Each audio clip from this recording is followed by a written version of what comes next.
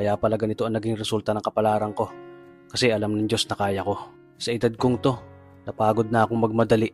Kaya lahat ng ginagawa ko ngayon, ini-enjoy ko na lang. Siguro sa dami na rin ng aking pinagdaanan, napagtanto ko na ang buhay ay mas malawak at mas mahiwaga pa sa mga problemang dumarating sa buhay natin.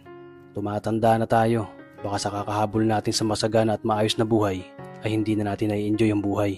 Baka nabubuhay na lang tayo dahil nape-pressure tayo sa sasabihin ng ibang tao.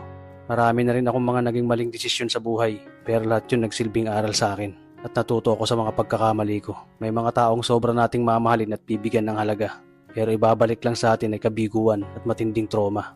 Kaya wag nating lilingunin ng mga taong tulad nila dahil mas payapa kapag hindi ka na interesadong malaman pa kung ano pang balita sa kanila. At wag mong idepende ang sarili mo sa kahit kanino. Tandaan mo, kahit sarili mong anino, iiwan ka din nito kapag madilim na ang paligid mo. Kailangan natin matutunan na wag ikumpara ang sarili natin sa iba.